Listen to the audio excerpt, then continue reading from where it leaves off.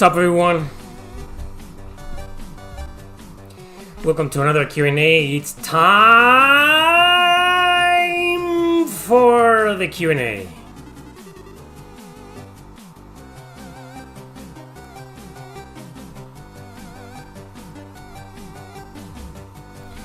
We're listening to some Gremlins 2 music from the NES. Great soundtrack, by the way. Hope you guys are having a great weekend.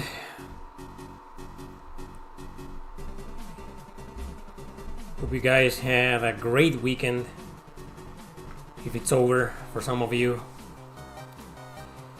Nomura near retirement. Yes, retire. Retire forever, man. Go live in a fucking desert island. Get lost in there forever. Never come back. Never. I'm gonna have to do a video about that. Tetsuya Nomura finally retired. That's gonna be like a fantastic celebration. But then who's gonna do Kingdom Hearts now? Oh, we'll just leave it to woke Disney. They'll do Sora gay. Donald Duck will be black because he's so white. And we can't have white ducks anymore.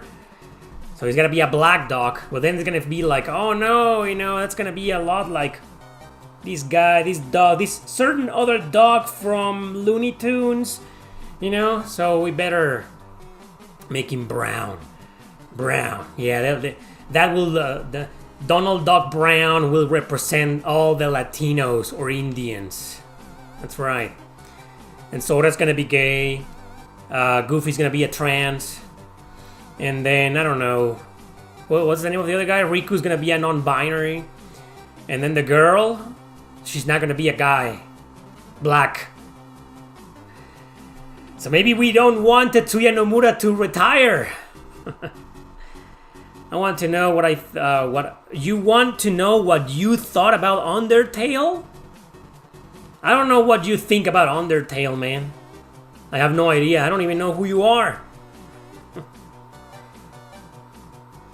Sora is already gay though. Have you seen the new Rinest crafting Kai no Kiseki? No, I don't give a shit about the Trail series anymore. Are you buying a PS5 Pro? No, I already talked about that. You missed my rant, it's on my second channel. Of course I'm not gonna buy that piece of shit. I'm not gonna feed fucking Sony.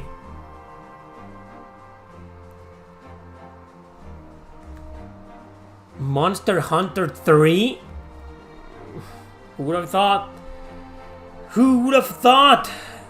Who would have thunk that I have music from Monster Hunter, a franchise I certainly don't like? What are my predictions about Switch 2?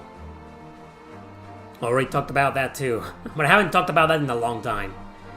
Well, just real quick, it's gonna be obviously 1080p at 60 frames per second, finally. While Sony and Microsoft keep fighting for 12K or 20K, Nintendo's gonna be like, no, 1080p. We're gonna be fine with that. 60 frames per second. 60 fraps. That's all we need. It's probably gonna be retro compatible with at least the Switch. So we're gonna be able to play Switch games and the new Switch game, the new Nintendo console games.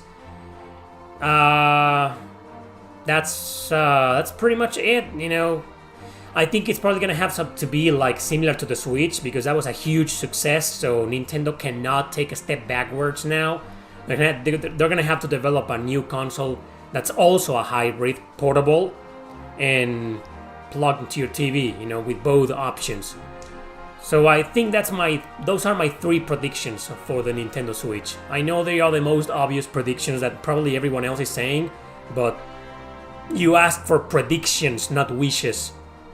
What do I want from Nintendo's next console? That's a different thing. Well, I actually want these 3 things as well, but those are the basics. What I personally want for the next Nintendo console, apart from those things, those 3 specs,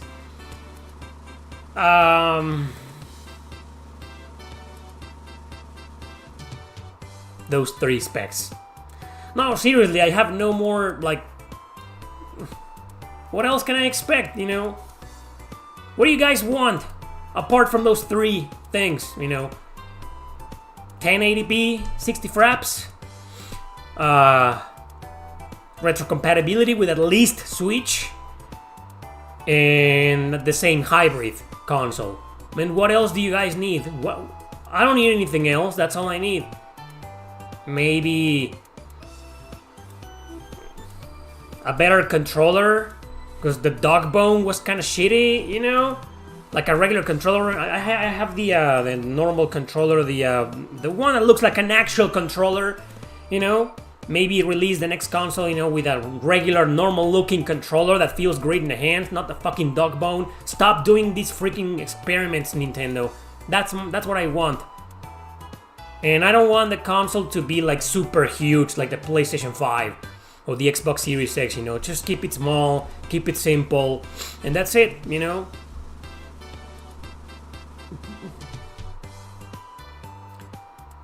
Like, I don't know what else. Maybe I can say other things about it, but they're like involving third parties, you know, like, I don't know, just powerful enough to minimize load times and no pop-ups. Yeah, I mean, just, yeah, a regular console. That's all I want for the Switch. Have you ever played a JRPG with an 18 plus content?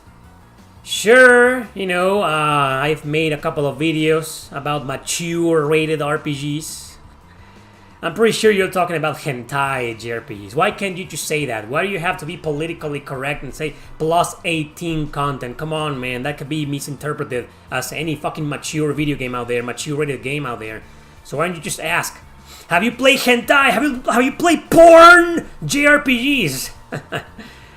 Yeah, I have played one. No, the other one was a visual novel. But anyway, they're nothing special, you know. It's just, I don't know about you guys, no disrespect to anybody here, but I just don't get off on hentai, you know. It's just, I mean, the girls are sexy and all that jazz, and it's suggestive content and what else, you know. But it's not like, I mean, I don't know. Will you play the Trails remake? Definitely. Just, I hope NIS America doesn't fucking touch it. And if anybody else touches it, I hope they don't politicize it. They don't inject agendas into it. Yeah, I've been seeing a lot of complaints about Trails Through Daybreak. If I ever get it, I'll let you know. Hooflong, thanks a bunch for the donation, buddy. The super chat. Will you be willing to do a series on the Patreon side about JRPG systems you think work and do not work in new JRPGs? Okay, so you want a series exclusive to Patreon about JRPG systems you think work and do not work in new JRPG? When you mean systems, you mean battle systems? Or you mean consoles? Like, what do you mean? Do I believe in aliens? That's an interesting topic, you know. I consider myself a bit of an agnostic, you know. So it's not that I believe in aliens or I don't believe in them. It's that I consider them a possibility, you know. It's like there's so much information out there and also so much misinformation that it's hard to tell what's real and what's not nowadays. There are theories that are like we live in a simulation, you know. It's fucking crazy. But, you know, it's just, we live in the era of misinformation. It's a crap ton of powerful corporations and entities out there trying to make us believe this and stop believing in this and blah, I don't know, man. So, if aliens are real or not? I mean, are aliens going to save us from killing each other and hating each other? No. Are aliens going to stop the pollution from this fucking planet? No. Are they gonna stop wokeness? No. Are they gonna, I mean, why do I care if they exist or not? It's like, oh, they exist? Good. They don't exist? Good. It's not gonna solve my problems. What's the point? Oh, they exist. Like,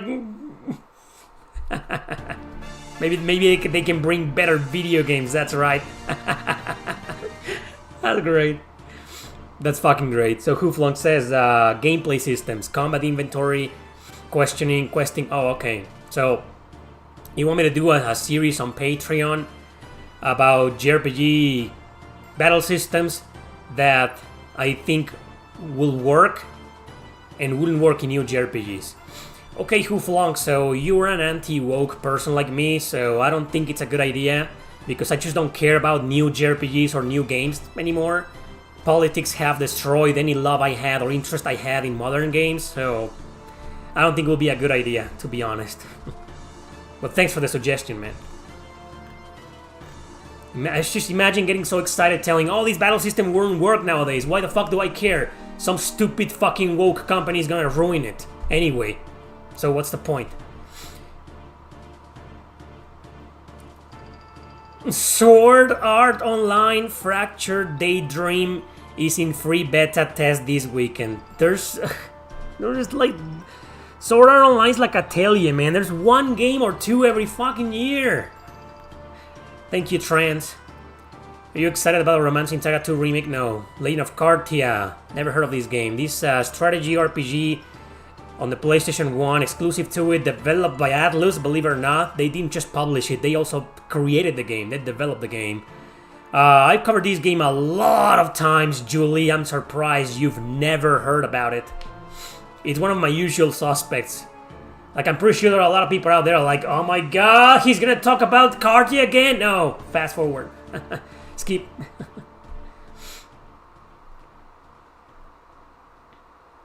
What if we are the actual aliens? What if we just forgot about our arrival here? Kind of like Tales of Legend. Sorry for the spoiler. What is the one JRPG with many elements that you hate but you ended up liking for some reasons? Many elements? What do you mean with many elements? Okay, you mean like it has a lot of characteristics or features or things that I hate? Basically, you're asking a JRPG that I hated at first, but then ended up loving. Perfect. You know what? I got the perfect answer for you. That will be Valkyrie Profile 2 Silmeria. There cannot be a better example than that. I fucking hated the game at the beginning, and I ditched it. I was like, fuck this game. Fuck it. I hate the battle system. I hate the 2D navigation. I hate the weapon system. I hate everything about it. You know, but then months later I went back to it and I gave it a chance, second chance, and now, oof, second favorite video game of all time.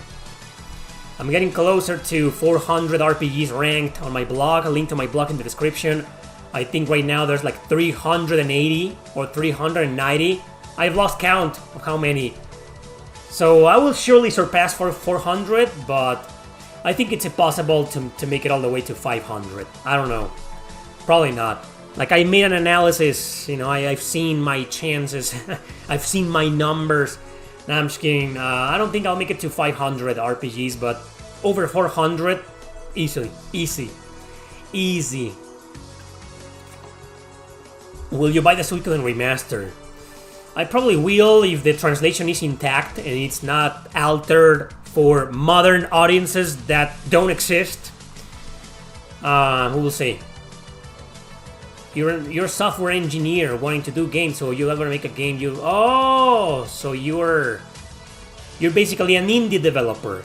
So that could work better for your idea for Patreon, Hooflong. Like, do some kind of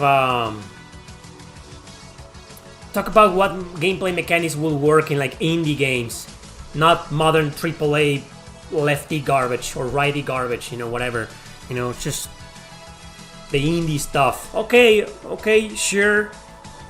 Let me work my brain out, and I'll probably come up with something maybe for a new podcast episode.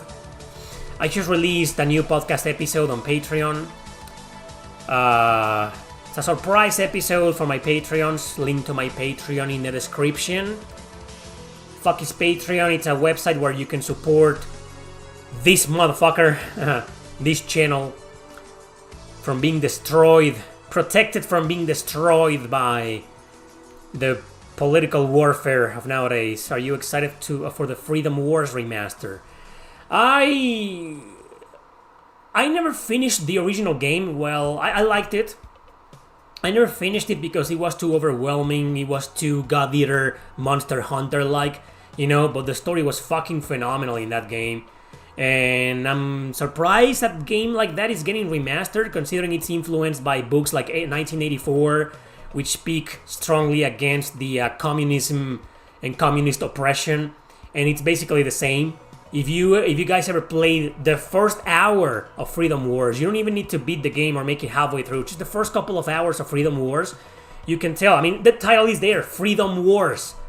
But I guess there's a lot of developers and publishers, well, not that many, but there are some out there who kind of like, we need to bring some of these games that are anti-politics back. Now that there's been a slow rise in anti-political garbage, people trying to destroy these fucking agendas and this communism, and this war, so Freedom Wars with that title coming back, that's just great. I'm happy for the game. I fear for the game, like I fear for every fucking new game and nowadays, or remaster or remake or whatever, but if you're going to remaster a game called Freedom Wars, where the characters are basically prisoners that get sent to jail for whatever, for memes, like California just banned memes, the UK, this world is going to fucking hell, man. They're gonna have to build a crap ton of prisons, because everybody's gonna end up in prison at some point, right? Or they're gonna turn countries into prison, like China, so that's what Freedom Wars is about. It can't be any more clear than that. It's not like you play the game or, this is a metaphor that can be interpreted in many different ways, so everybody's gonna have a different perspective. No, fuck you, man, no. Freedom Wars, the game itself is about fighting for freedom, fighting against an oppressive system that's putting people in jail for no fucking reason, for just breathing or talking or existing or opening their eyes, or I don't know, wearing a wristwatch. That's Freedom Wars, so... Am I excited? Yes, I'm excited, because a game like that, we need games like that to come back. We need more games developed like that. We need developers to create games like that. But we also need publishers to bring back remastering, remaking, or porting games like that. But unfortunately, Freedom Wars is more of a hidden gem than anything. And I don't know who's going to publish the game. And I don't think it's going to be a huge success. But if it is, that's gonna be good, and if the translation isn't altered in this remaster, I will fully support this remaster. So I'm excited for it. Hopefully it will be left intact, and it will succeed, and it will be another wake-up call. It's probably it's not gonna be nowhere near as the success of Black Myth Wukong, but hopefully it will be another wake-up call, so people can play the game and be like, oh my god, this is what we're heading into? This fucking extreme oppressive communism? Oh, thank you, Freedom Wars. Yeah, I'm excited for it. Have you seen the reveal for Pirates in Hawaii? Yeah, I saw it last night, and I was like, dude, it's probably gonna be some kind of spin-off, right? With starring this guy, this fucking douchebag. What's his name? This guy, this dumbass. Well, that guy, that guy.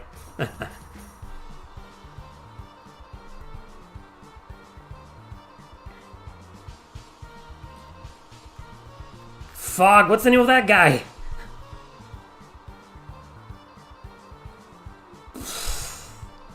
Someone here, come on, chat. Come on, chat. What's the name? Majima? Is it Majima? Nobody knows. Nobody fucking cares about Yakuza. Go to Majima. Thank you, Saturn. I don't have a lot of fans, contrary to people's belief. I don't have a lot of Yakuza fans. Yeah. I'll be honest, Majima is a funny character, but I'm not sure I want to play a game with him as the main character. It's like, And Sega's starting to milk Yakuza. We're getting a remaster of Kiwami on Switch, and then the new game, they just released one earlier this year, Infinite Wealth, and then the Gaiden episode, and then, come on, it's like Persona. They're turning Yakuza into Persona, man. They're milking it and releasing spin-offs and whatever and whatnot. So it's like, oh my god. When I saw the announcement of that game, the Pirates whatever, you know, I was like, oh my god. They've been milking it for like 15 years, but it feels more overwhelming nowadays because every title is being localized, and within I don't know, it just feels more. I know they've been milking the series more longer, you know, but I don't know. It feels like the series is way more successful worldwide nowadays, whereas most of the success came from Japan, so most people didn't care. It was like, oh, Yakuza, oh yeah, those games, yeah, right. Those beat 'em ups, you know, with RPG elements, like Grand Theft Auto, you know, nobody cared. But nowadays everybody cares, you know, so it's starting to feel like that, like Yakuza is like becoming this huge thing, you know. There's a new show coming up, probably developed by a bunch of fucking imbeciles who didn't touch a single game. So, I don't know, man. Die-hard Yakuza and Majima fans, good for you, you're getting your fan service game, but I don't care, you know. Maybe I'll play it at some point. I haven't played Yakuza 0. It's never on sale, and I can't find a physical copy of it for a decent price. I can't find any of the Yakuza games for a decent... Well, I can find some of the not so old ones, you know, like the remastered collection or Yakuza 6, like a Dragon Infinite Wealth. Those are in an okay price. I already own some of those. But I don't have Kiwami, and it's almost impossible to find it here in Mexico for a reasonable price. Same with the sequel. Well, the sequel is a bit cheaper, you know, but it's so often like in $30, $40, you know. I'm like, no, I want to pay $20 for it. So 0 is always like $20 on digital, and that's a lot of money for a digital game. I don't believe in that. You guys know that. I don't pay more than $10 for a digital game. So I'm looking for a physical version of it.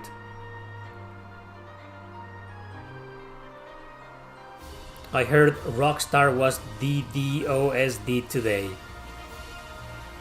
I don't know what the fuck that means, man. And to answer your previous question, of course fucking not. Okay, I'll never collab with woke YouTubers, man. The fuck are you thinking? Just like the Call of Duty franchise, by the way. What? Oh, you got to know Yakuza by playing Project Crossout 2.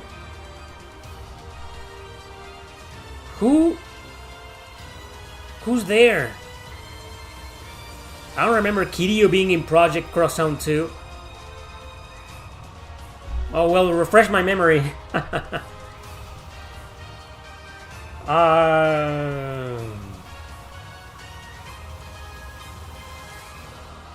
The Yakuza games are often on sale digital, but I've never seen 0 for $5. I picked up Kiwami for $5 on my PlayStation 5, so that's how I played it. The second game is also very often on sale for $5, so I'll probably pick it up and play it at some point. Right now I just have a huge fucking backlog and I want to try to finish a lot of games. Harvest Moon, huh? Harvest Moon, everybody. Oh yeah, Kiryu and Goto are in... Oh yeah, you're right! Yeah! Yeah, Kiryu and Goto are like there. Yeah, are in Project Crossout 2. I forgot. Yeah, you're right. I haven't played Project Crossout 2 in a long time. Forgive me. So if I ever see 0 for sale, I'll pick it up. Which game would you like? An anime TV series adaptation? None. Play Genji. Genji? Isn't that a PlayStation 3 game? Right? Isn't that a PlayStation 3 game? Genji? I know that game. Genji? Yeah. It's called Steel 2 better than Sky Second Chapter. They're like on the same level. You know? In some things, Cold Steel 2 is better than Sky, but in others, Sky is better. I don't know. I would put them on the same level. I think I gave them both a 9 out of 10 in my blog, right? But I think Sky is a little bit higher. And I think Cold Steel 2 is like right below it, so it's basically a tie.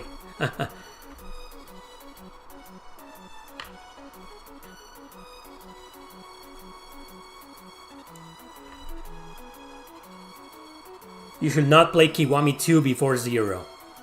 Okay, I'll keep that in mind. Check GOG. I don't play on GOG. I only play on consoles right now. Probably next year I'll get a new computer and I'll be able to jump into things like GOG. GOG. G-O-G.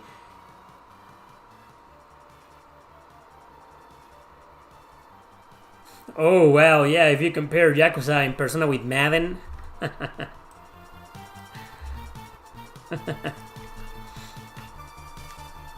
Yeah, I agree with that. Nobody... I mean, why is there so much hatred for Sonic nowadays? I've seen a lot of memes of Sonic lately. I don't understand. I don't get them. What's going on with Sonic? Sonic... What's going on with Sonic, guys? Does anybody know what's going on there? Have you played Mysteria, The Realms of Lore? The Sega Saturn game? No. I know the game. I haven't played it. It's a strategy RPG. With kind of like really interesting graphics, really unique graphics. I haven't played it. Genji Dawn of the Samurai is a PS2. I'm pretty sure there's a Genji game on PlayStation 3. Pretty sure. Is the story of Star Ocean the Divine Force generic? No fucking way. Who told you that? How is it generic, man? It's one of the best stories in the series. Wanna play a generic story? Star Ocean Integrity and Faithlessness. And even that one has still an interesting story. It just has generic protagonists. Very generic. But the Divine Force is like, dude, great story. What are you most excited for from the Tokyo Game Show next week? It starts on Thursday. And ends up in Sunday. Thank you very much, Sub-Zero Cybot, for Yakuza 0. Okay, I'll pick it up, man. Thanks for the donation, buddy. The super chat. I'm excited for Freedom Wars, the remaster. Trails in the Sky remake, Fate Extra remake. I just hope they don't destroy the translation or the script of those games. I don't know, let's just wait till the show is over and we'll talk about this next Sunday. I bought Metal Maxino Reborn. Why did you pay money for that piece of shit, man? That game is exactly... It's trash. It's a terrible Well, it actually... Okay, I just ranked that game last night. In my blog. I think I gave it like a 7.2 or something, yeah. So why that, you know, despite the game being ass? Well, it's because it still has great graphics, great music. There's some new songs in that game that are like, dude, what the hell? There's a place in the base. I think there's like this jukebox, and you can play a lot of songs. Some of those songs have lyrics and singing, you know. Great soundtrack, you know. And yeah. The story is still okay, you know, it's based on the original game from like a few years ago, right? So it's okay, but everything else is like the battle system, the navigation, the exploration, the difficulty, it's just fucking garbage, man. So I gave it a 7.2, I believe 7.2, 7.4. I think it's 7.2 because of the graphics and the music and shit, you know, but everything else, you know. You know, that list in my blog, if I was just ranking the games in based on their gameplay alone, forget about the story, graphics, and music, you know, wow, the numbers will be like very different. There will be a lot of games with like 3 out of 10, 3.5, something like that. If I'm being very generous with a lot of games, it's because I'm also considering the music and the graphics. Sometimes you have to separate that, you know, I streamed fucking Tracia last night.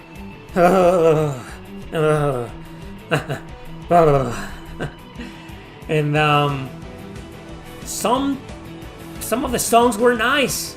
So I'm like, the music in Tracia, most of the music is bad. It's fucking bad. The battle theme is bad.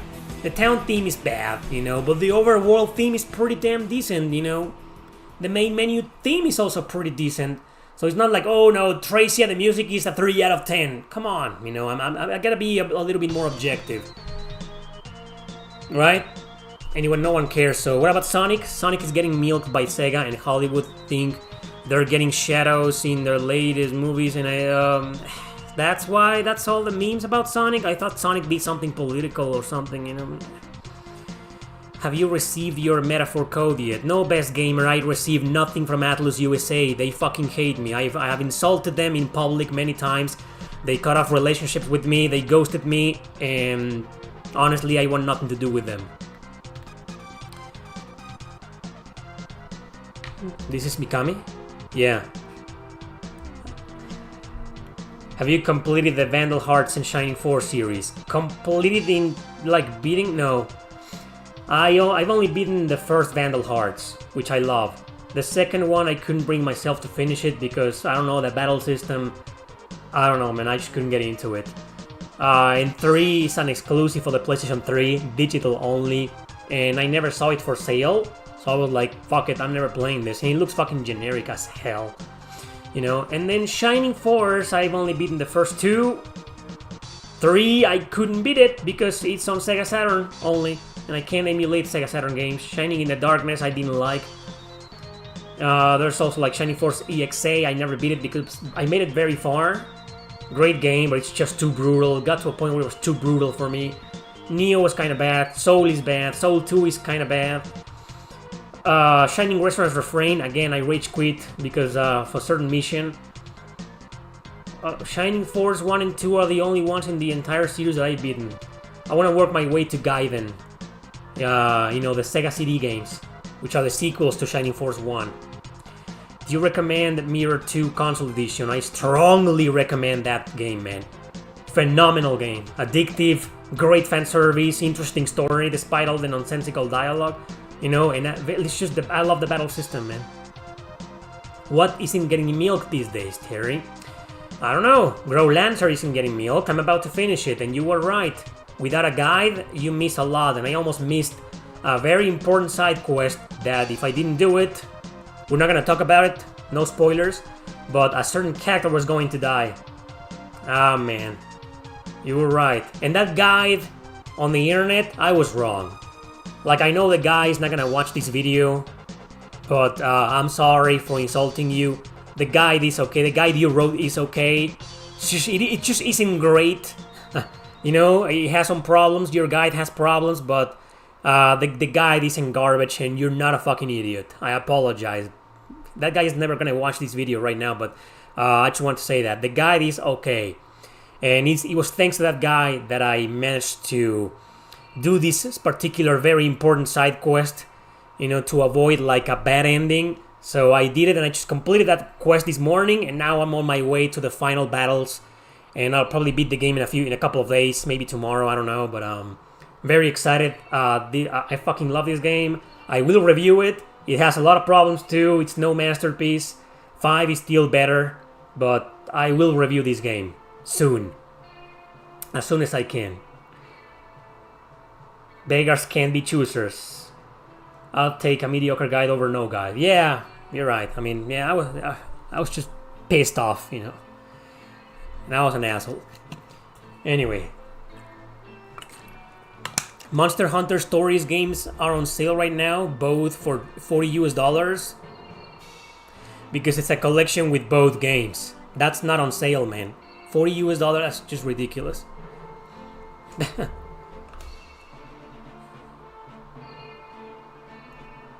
What? I'm not sure why you jumped to that conclusion, Kevin. I have covered Eternal Eyes on the PS1. That's a strategy RPG. You play as this guy and you basically recruit monsters. You raise monsters. A little bit like Pokemon. It's a mediocre game and I don't recommend it. It's okay. It's like 7 out of 10. You know, it's fine. You know, it's alright, but it's not great. And it's exclusive on the PS1. You can't play it anywhere else. Saga had a big sale. I'm not a fan of that series. I'm about to cover the Saga games. The Saga series in a video. In a top 10. You'll probably... Hopefully you'll watch in a couple of days. In a top 10. Oh, Sega! Not Saga. Thanks for correcting.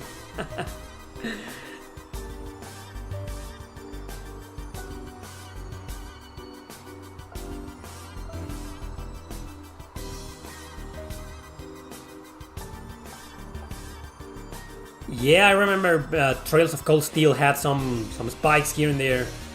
All of them. Even the first one. But it's gonna get worse. 3 and 4 have even bigger spikes, man. Reverie is fine. Reverie is like the most balanced of them all. You will barely find any spikes. Well, I didn't.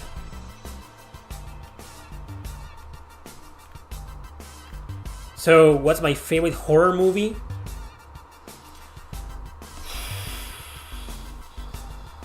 So I guess does psychological horror counts? Because I'm a big fan of David Lynch.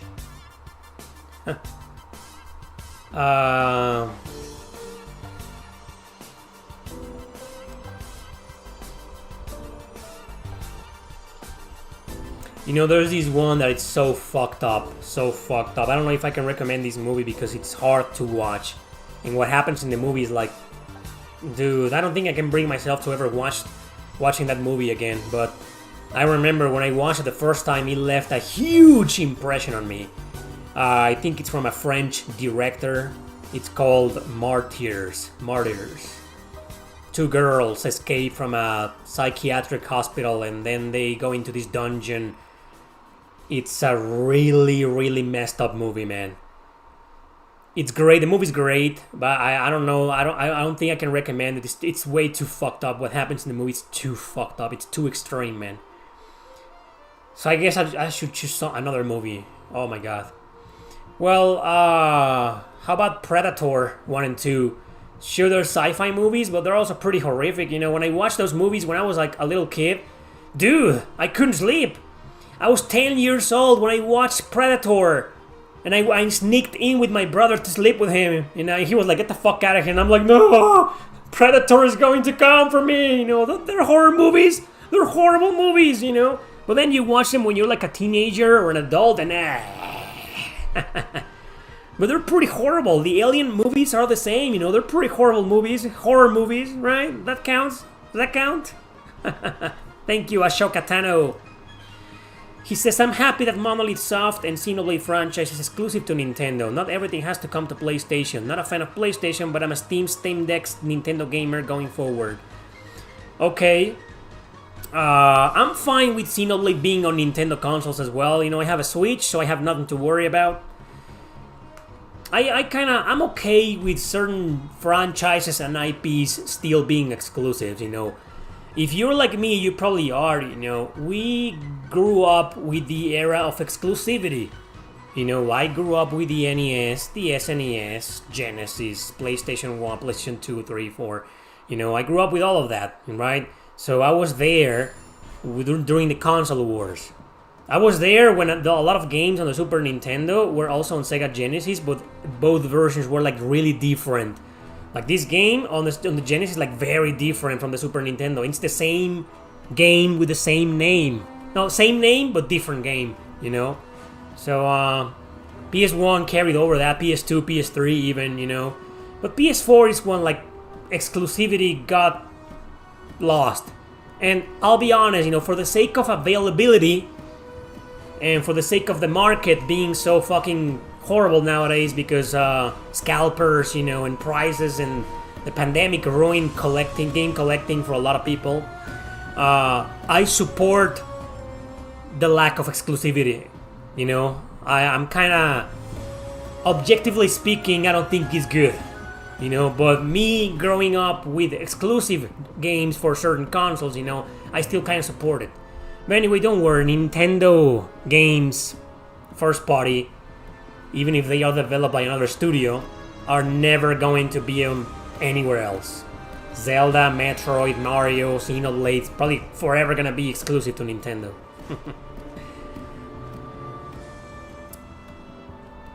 So yeah, I don't have a problem with exclusivity, but it's just when you release a game and it's exclusive to one console, it goes expensive or it never goes down in price. And a lot of people can't play it or buy it, you know. So for business decisions, I don't think it's a good business idea, you know, to make nowadays a game exclusive to a system. It's just not wise for business, in my opinion, you know. But anyway, I think Grow Lesser 5 and 6 will make for a good podcast episode. Yeah, I'm trying to put them together in something. Don't worry, I will. I already have my future episode, which is coming out next week for that JRPG podcast. So yeah, I need to talk about this game, man. It's one of my favorites. It's in my top 10, so it's gotta be that one. But maybe Grow Lancer 5 and 6 together can be next. Is the Crossbell Saga as good as the Trails in the Sky? It's on par with it. Crossbell, the big difference is that Crossbell is not as slow as Sky. Like, it picks up right afterward, right from the beginning. You know, you're hooked up with the game. It does have a lot of slow episodes and missions, you know, but it's okay. But the Trails in the Sky wins you over because of everything that happens. I found the Sky story near the end like way more exciting than the Crossbell Saga. So I guess you could say that I'm a bigger Sky fan, but I think the Crossbell duology is like up there as well, you know, it's pretty damn good.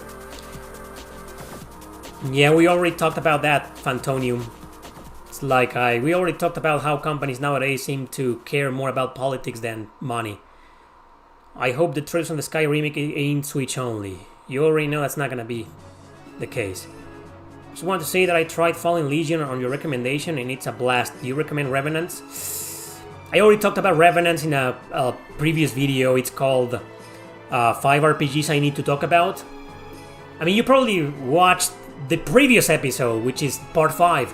Well, I just did part 6 a couple of months ago and I covered Revenants. So look it up. I had a lot of things to say about it. There are so many good and bad things to say about it, but up to you, man. The good thing about Revenants is that digital is like really often on sale, just like the first one, you know. Revenants I've seen it a million times for like $2, $3, so yeah, for that price, pick it up. Even if you end up hating it, I mean, at least you're gonna have a lot of fun with some parts of it, you know, so yeah, check out my review, it's in there. 5 RPGs I need to talk about, part 6. Didn't do very well in views, but none of my videos do nowadays. Are you interested in Reynatis? No. I was before Nice America ghosted me and gave me the middle finger, but nowadays I don't want to support anything from those guys. Is Valkyria Revolution good? It is very good. I'm a big fan of the game. You will barely find any people on YouTube defending that game like I do. I fucking love that game. It's no masterpiece, but it's fantastic. A great story, great music, great graphics. But the battle system is, it leaves a lot to be desired. It's not a bad combat, okay? Not a bad combat. It's still a good combat, but it has a lot of problems. Some nasty spikes here and there. It's mostly easy, but it's okay. It's a game you'll definitely play for the story.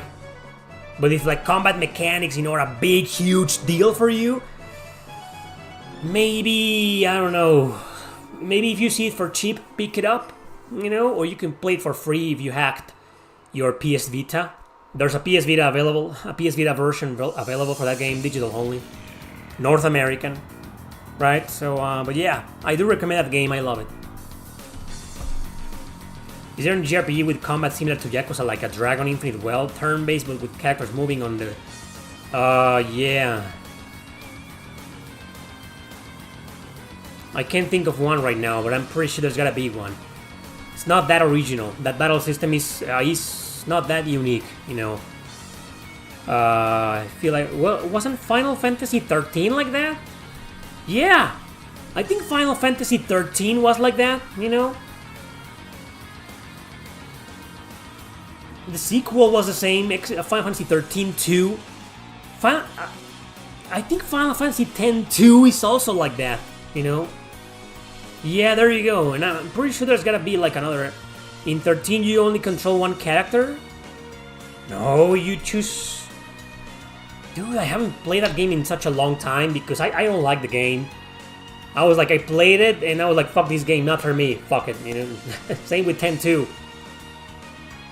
But isn't it like, yeah, well, it's kind of similar, right? You can change the leader, but you can only control one character. Okay. I'm gonna have to trust that, you know, because I haven't played the game in a long time, so, okay. It's kinda like that, right? Thanks again, Shokatano. He says, my issue with any game companies dominating for too long, they get too arrogant and anti-consumer. Doesn't matter if it's Sony, Microsoft, or Nintendo. They all end up turning anti-customer if they win for too long. Yeah, I think we can see that, especially with Sony nowadays and their PlayStation 5 Pro and their political bullshit and their censorship, and Sony became what Nintendo was in the 90s. What a turnaround, right? This company went 180 degrees and this other company 180 degrees. Fuck Sony nowadays, fuck PlayStation. Fuck Microsoft too. Why? I don't know. I just felt like saying that. Do you like Angry Bird? No, I don't. I like Plants vs. Zombies. Yeah, that seems to be a big issue nowadays, Ashoka. Yeah. Most video game companies and publishers seem to don't give a fuck about gamers and players anymore. All they want to do is, well, fulfill agendas and raise prices and make money out of I don't know what. They keep losing money and they don't seem to care. But I have a conspiracy theory that I've shared a million times before, so yeah, I think there's a mafia controlling these companies against their will. Let's not talk about that. Well, Distracted Panda. Interesting comment. He says, I know you don't exactly like extremely hard games. I don't know where you got that. Like, some of my all-time favorite JRPGs are extremely hard. Like, I'm a big fan of Valkyrie Profile 2 Silmeria, fucking brutal. I'm a big fan of Shin Megami Tensei Nocturne, Shin Megami Tensei 5 as well. Apocalypse, well, Apocalypse wasn't that brutal, but it was still fucking brutal. I'm a big fan of, what else, the Devil Survivor games, ridiculously hard. Especially the original DS version, which I beat and loved passionately. So, what are you talking about? And I just answer your question. The difficulty adds to my enjoyment in those games. Like, I don't know, if Valkyrie Profile 2 Silmeria wasn't that hard, it probably wouldn't be as enjoyable. Same with the Shin Megami Tensei series. I don't know, man. Grow Lancer. Fucking Grow Lancer, man. Like, I know someone, I have a friend who has this huge, strong love-hate relationship with Grow Lancer Wayfarer of Time. But she's like, I think she hates the game more than love. Me, I also have a love-hate relationship, but I think my love is higher. Like, I think I gave an 8.8 out of 10. 8.8 to one of the hardest JRPGs in existence. So, what the fuck, man? Which is more annoying, PS fanboys or PC nerds? PC nerds. PC, that's why they're called PC Master Race. They're more annoying.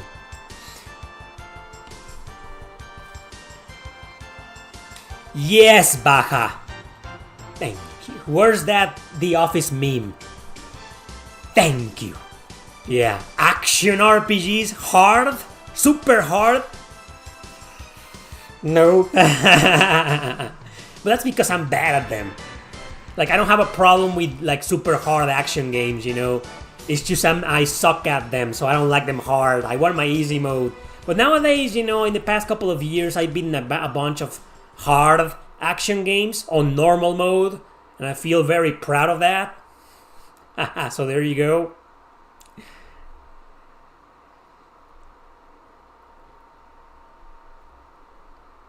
You've mentioned in the past selecting easy difficulty. Like what, for 1, 2, 3, 4, 5 games maybe? Dude, nowadays you mention the word easy mode and everybody thinks you're a fucking loser who can't beat anything on normal. Oh, he plays everything on easy. He played, I don't know, Is 8 on easy, he plays everything on easy. Don't be that guy, Distracted Panda. You've been a fan of this channel for a long time. I know your username. Don't be that guy. Okay, don't spread misinformation about me here in the chat. What the fuck, man? You literally... I don't know where I stated that. Find a clip, find the video where I said that I don't like difficult games. Where the fuck did I say that? And why the fuck? You guys are fucking assholes, man. Whatever. Do you think that if Sony continues to get more flop like Concord, that they'll eventually move their headquarters back to Japan? Nah. As long as they keep being funded by the evil BlackRock, Vanguard, and Sweet Baby, and those fucking miserable, super powerful, evil motherfuckers, no, nothing's gonna change. Is Infinite on Discovery good? It's Infinite on Discovery, not Infinite Discovery. It's Infinite on Discovery. Yes, it's great. It's got a lot of problems though. It's not a masterpiece. I like the game. I finished it once and that's it. I don't think I'll ever beat it again. It's great. I know, Terry. Yeah, I know that. I keep forgetting that.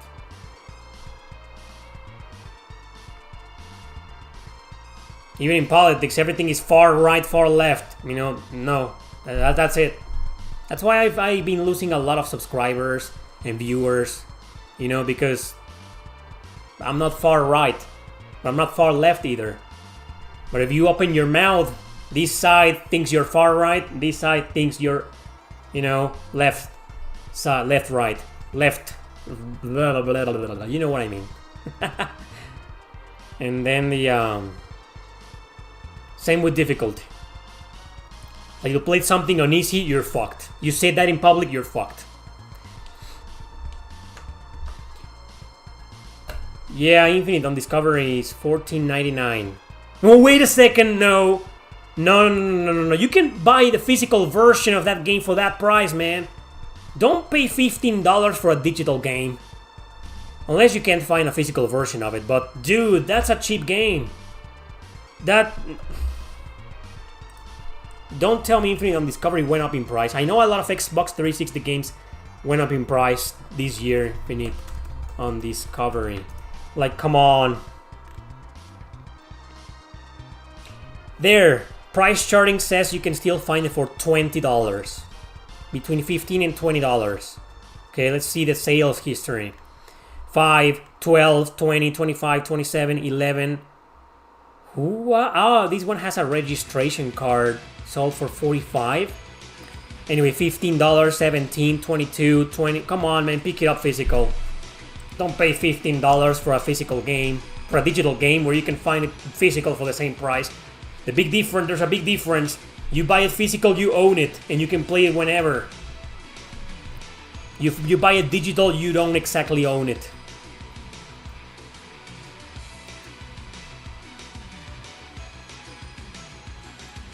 Yes, Roberto. I do believe Nintendo will be the same at some point. That's correct, Harry. People always assume that. Thank you, Baja. I think maybe those guys were trolling. What do you think of the new Yakuza game? I already discussed that, yeah.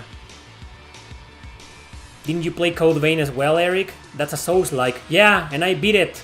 And there's no easy mode in there. But no, I beat East 8 Lacrimosa of Dana live on easy mode. I'm fucked. My reputation is ruined.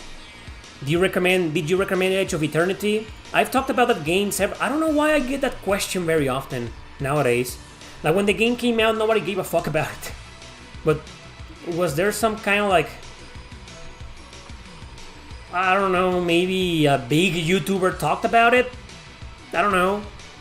I feel like in every Q&A, someone is asking me about the Edge of Eternity. Nothing wrong with that, don't worry, you know, it's just I find it like interesting.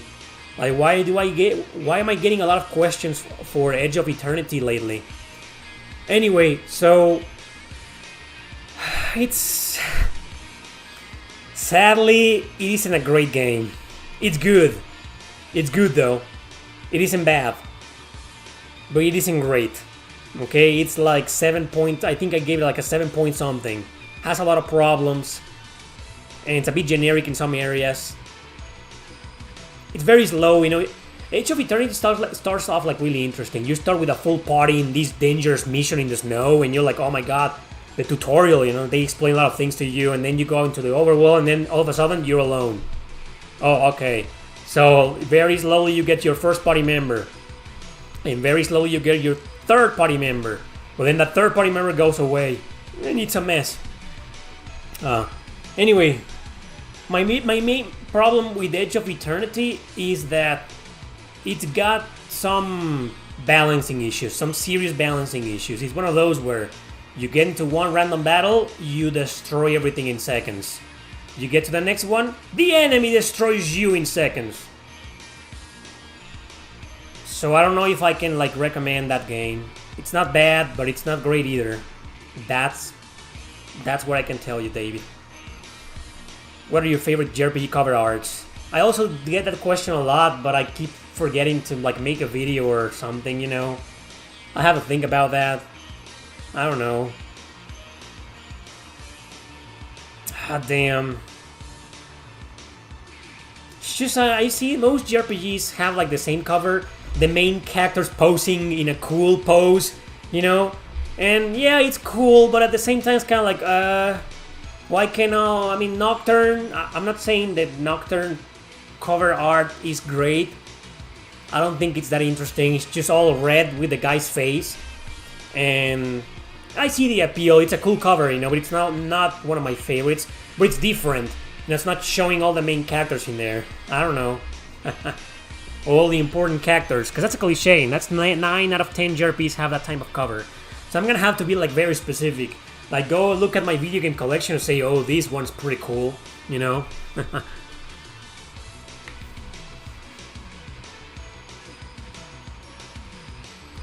Yeah, I know that. There's a lot of problems because of that. Chris Mulpo? What a username, man. Chris Mulpo. Yeah, it's a problem. There's a lot of problems right now with the algorithm. It's not just the live streams. Like I've been getting low views and revenue since since last year when I wasn't doing live streams. In fact, the only reason why I came back to live streams, well, is because I missed it. And because, you know, I felt like I needed to do something else to make a little bit more money for this channel, you know. Is it affecting my algorithm? Probably, you know, but it was already affecting it before. There's a lot of problems, you know, it's not just that, you know, this website is fucked. Do you think JRPGs are getting a renaissance lately? They got it before. Now they're going to a horrible direction with politics. Metaphor Refantasio. Also, that's one of the main reasons why I want to move on to Twitch. Because I know for a fact the live streams are affecting my algorithm. Okay, I won't stop streaming here on YouTube. These Q&As are not going anywhere. But I'd rather stream more often on Twitch than on YouTube. You know what I'm saying? So, yeah, link to my Twitch channel in the description. Please, please, please follow me there. Because at some point, you will barely see me live streaming here on YouTube. I'm going to move all of my live streams to... most of my live streams to Twitch. I will still do the occasional stream here on YouTube. And the Q&As every fucking Sunday. That's not going anywhere. Don't worry. Okay? But I want to focus on Twitch.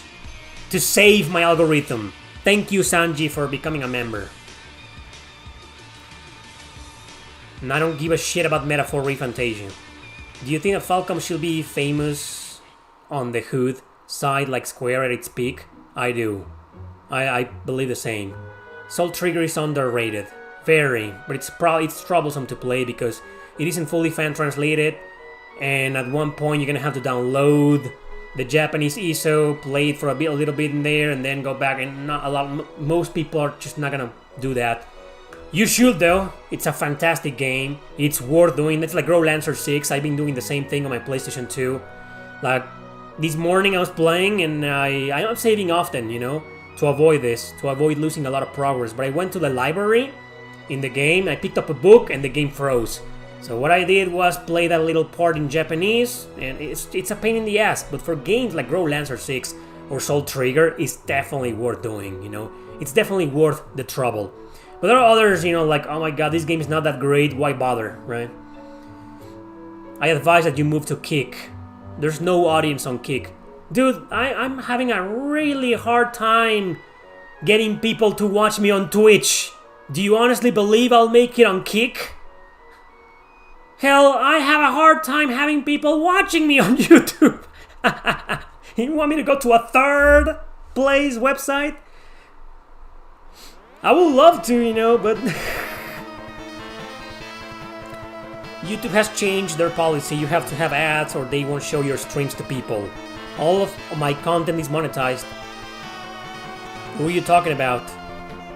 Love it when there's a lot of, no offense Antonio, but love it when there's a lot of YouTube experts. Honestly, you have no idea what you're talking about. With all due respect. I think Sony's censorship policy is why a lot of JRPGs are becoming more exclusive to Nintendo Switch. Yeah. Yeah, I know that. I wonder why, Star Mattis, weren't you the guy who asked about a collaboration with woke YouTubers? I wonder why people are getting banned on Twitch, because they speak against wokeness. Weird that comment coming from you. If you play retro games on Twitch, try using the retro category. I do that. I also do the games and demos, which seems to be very popular. Just gave you my prime sub on Twitch. Thank you, TQs. Matt, I'm just gonna call you Matt. Mathidicus. I think it's Mathidicus, right? Well, thank you for the Prime sub. And that goes, the same goes for everybody here. If you have Amazon Prime, you can subscribe for free. Free! Free! You can support me on Twitch for free! How awesome is that, baby? How awesome is that? I don't want to see your ads ever, and you're right. Use AdBlock Plus. There you go. Mathidicus. That's right, so Mathidicus. Other YouTube alternatives are Odyssey and Rumble. There's no people in there. No one's gonna follow me on Rumble. No one. No one's gonna go there. You guys are not gonna go there.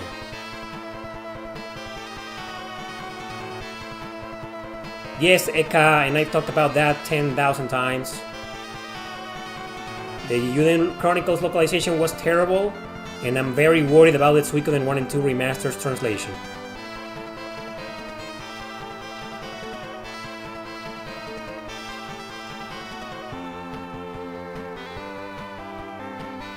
Yeah, Anthony, so just keep in mind what I told you about Soul Trigger. You're gonna have to, like, at some point, you're gonna have to download the Soul Trigger Japanese ISO, and the instructions are in my video. I made a video called 10 more great JRPGs nobody played. Check it out, I reviewed Soul Trigger in there, and I explained the method of making it work, because it's gonna fuck up at chapter 7, and you're gonna have to do what I just said in the video. You can say whatever you want about the first Persona game, some bangers are in there. Is it Trails in the third necessary before I start Crossbell? I hear contradictory opinions. I'm almost done with second chapter and after here Sky makes a good duology. You know, Trails in the Sky 3rd is actually underrated. It's a pretty damn good game. It's not one of the best Trails games, but it's still great. And you will get a little bit more context for Trails from Zero. Okay, Estelle and Joshua and Ren, these three characters had a big part of Trails from Zero, and you might get a little bit more context if you played Sky 3. But I wouldn't say it's indispensable. Does that work for you? Did you restart an Octopath 2 if you failed to steal from NPCs? It's getting annoying for me. Yeah! Before I started stealing from everybody, I saved.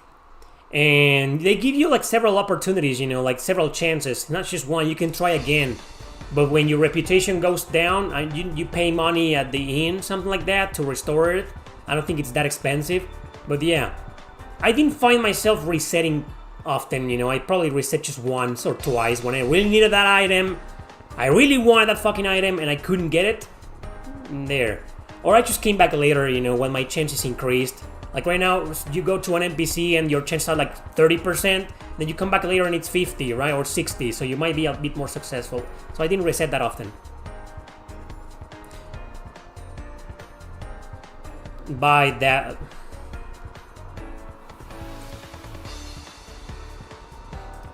Fuck you, man. The Trails in the Sky, the third, adds a lot about Ren. Not just Ren, but other characters as well. We should talk more about Shining Arc. Why? If you can play all the games of Trails in chronological order, then go for it. Yeah, I agree.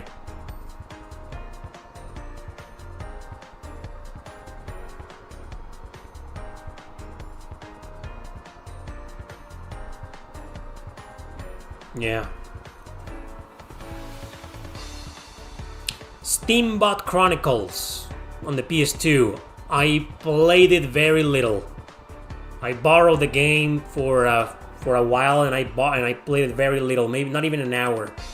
And then I tried to emulate the game, and it doesn't work. I can't play Steambot Chronicles right now. Oh, Soul Trigger is a really hard game, Anthony. It's a bit of a grind fest. No, I wouldn't say grind fest. Just grind a bit. Grind a bit and you'll be fine. I recommend grinding a bit before every boss battle, maybe just 1 or 2 levels, and then you'll be fine. It doesn't take that much to level up in the game. Maybe just half an hour. Probably less, 15 minutes per level, man. Yeah. Yeah, I won't say it's a grind fest. But yeah, it's hard. It's not that hard though, just hard. Normal level of hard. Is Girl Lancer 6 the last one? Yes.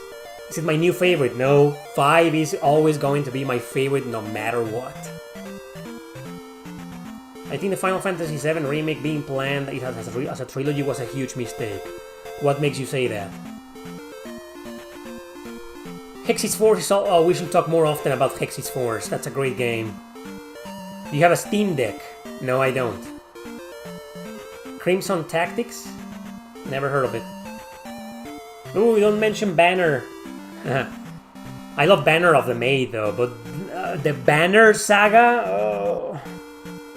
I don't know, I seem to be the only person out there who dislikes the Banner Saga.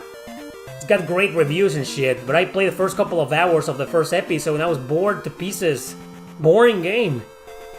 Maybe it gets better, I don't know. But I didn't like the art style. The controls, the interface, the battle mechanics, the inventory system, I don't know, the story.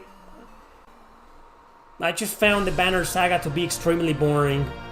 Has anybody here played the Banner Saga? Of course you haven't. It's really obscure. Good! Don't play it. Don't bother with it.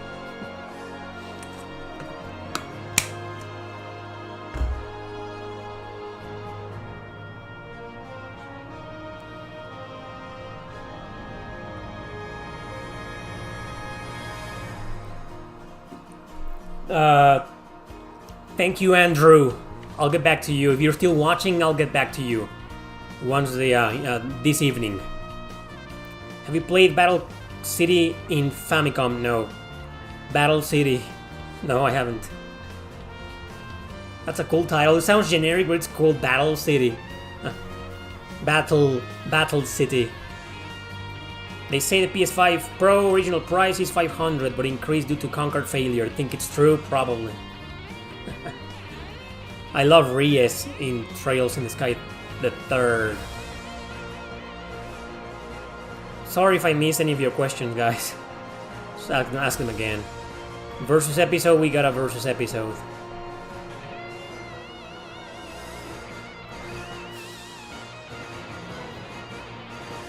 Oh yeah. Anyway. Okay. I haven't played the Romancing Saga 2 demo. Not really a fan of the series, and I don't want to play Square Enix games anymore, especially first party. Is there another game similar to Alundra in which you can enter the dreams or nightmares of others? No.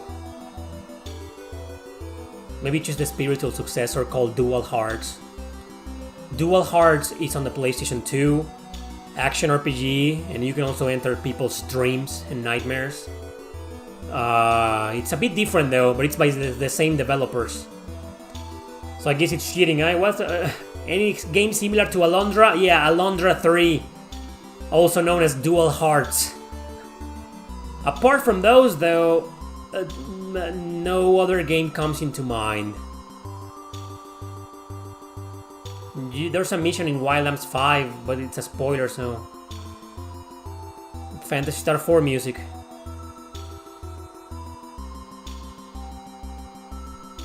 Does the tone of Trails in the Sky ever change? I'm like 20 hours in and it's just so cheery and happy. Yes, it changes. It changes more in second chapter, but it does change. You'll get to the war going on. Be patient. Trails in the Sky 1, it's a slow game, very slow. Especially if you're the type of person who like does everything, all the side quests, explores everything, you know. I've always said this before, but people bitching about slow games when they're completionists, like, makes no sense to me. Of course it's slow, man. You're doing everything. 20 hours in? What are you doing, man? Best JRPG on PS Plus right now? I have no idea what's on PS Plus. I don't even have PS Plus. Is there any Wuxia theme clan simulator like the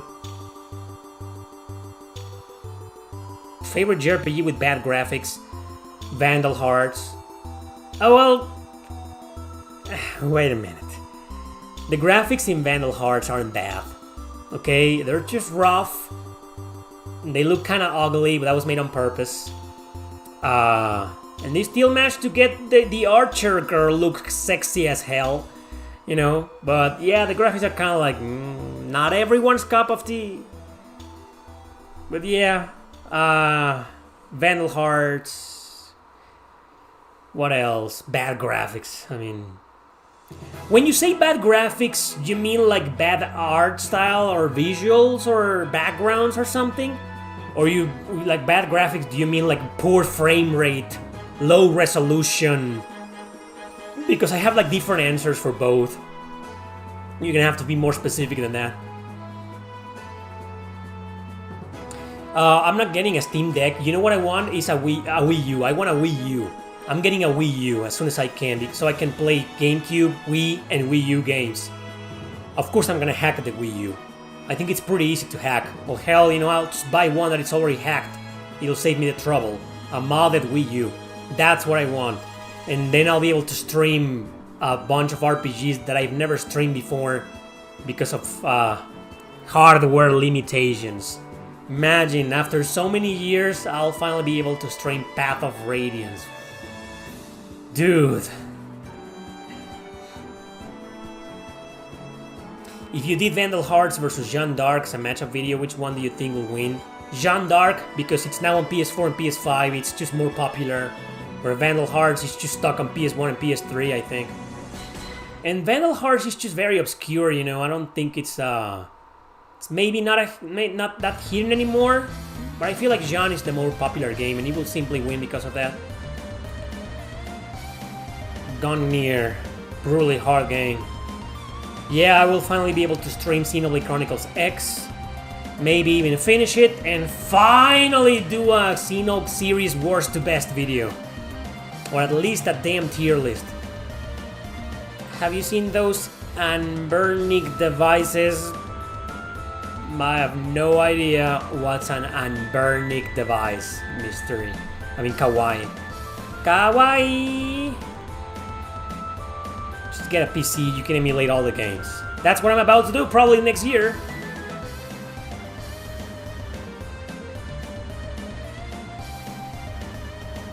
PC Master Race. When are you finishing Resonance of Fate 4K HD? Never. I don't like that game. Vandal Hearts had some alcohol references in there. And it got a mature rating. Also some blood. Edgy game, man.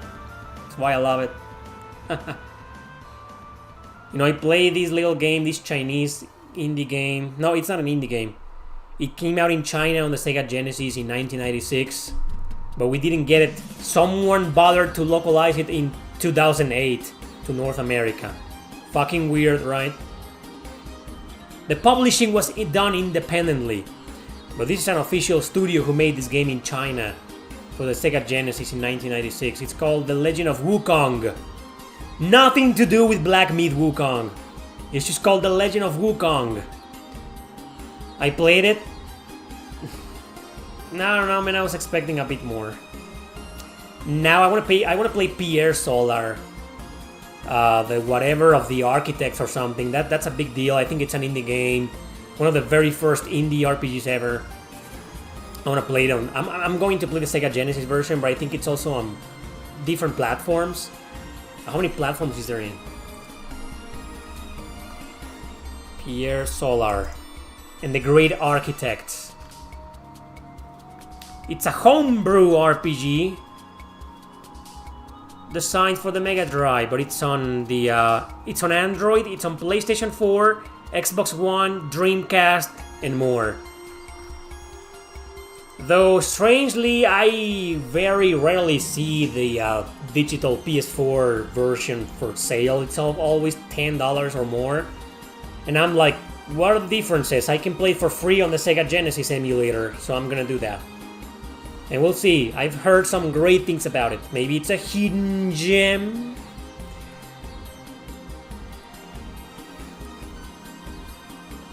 I don't think there's a single Escaflowne game. Maybe there is in Japan, but not overseas. This generation is the best time to invest in a PC. All games are on PC now. No, not all of them. Well, emulators. Yeah, right? Stellar Blade is not on PC yet. Do you think playing 2 or 3 JRPGs simultaneously is okay? Actually, that's what I've been doing for quite a while. I used to be like 1 at a time, 2 max. But nowadays I'm playing... Like right now I'm focusing on GrowLancer 6 because it's fucking GrowLancer 6, right? Of course. So I'm focusing on that, but I'm also playing Heroes Saga on the Nintendo DS on the side. And I've been doing a lot of streaming. I'm playing Jeanne d'Arc live. So I've been playing 3 JRPGs simultaneously. And once I'm done with GrowLancer 6, I'm gonna move on to something else. So there you go.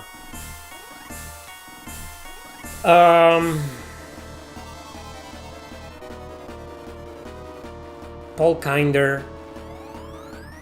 He's... It's just funny how some people join. Or are you watching on real time? Paul Kinder's comment is like from 2 hours ago. Like an hour ago. One PS1 Escaflowne game exists, but it was never even fan translated. And what kind of game is it? It's like an RPG?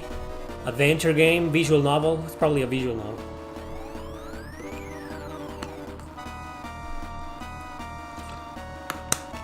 I didn't know you were from Spain. Aren't you like from Puerto Rico or something, Domes? So much love for GrowLancer. Langreaser gets less love. Yeah, well, what do you want me to do, man? I like GrowLancer more than Langreaser. But I'm a big fan of Langreaser as well. I love it. The first 2 games are top-notch. And Burnick is a good, affordable way to play retro games. So it's like an emulator? Is Dragon Quest XI boring? No, it isn't.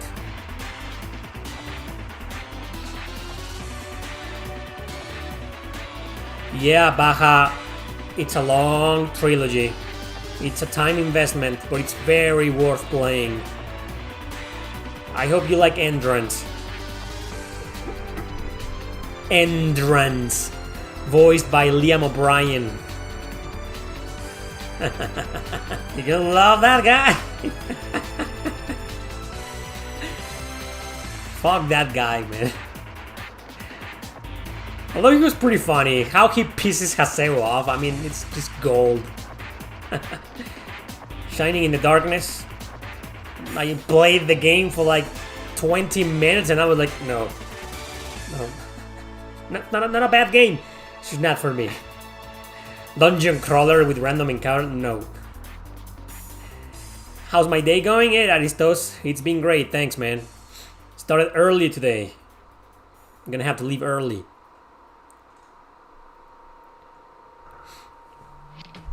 So, that's the worst possible combination for me. Dungeon crawler in first person. Random encounters. High encounter rate. Really high encounter rate. And early 90s? No.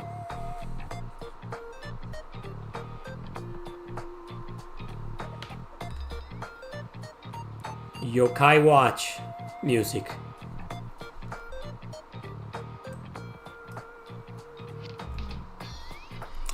Anyway, Radiant Historia, of course, it's a masterpiece.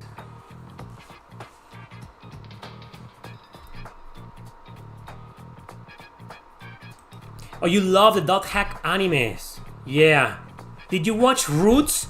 It helps a lot to watch dot hack Roots before playing the GU trilogy. It helps a lot, man. Trust me. I did it. Well, my playthrough was all over the place. I started with Volume 2, then Volume 1, then watched the anime, then Volume 3 was a mess. Don't do that. Don't do what I did.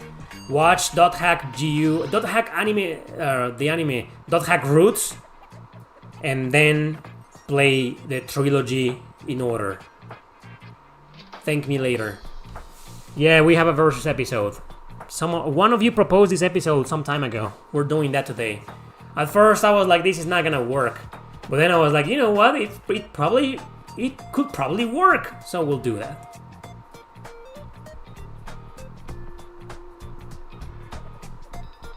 I don't know about Yokai Watch. I played the first game.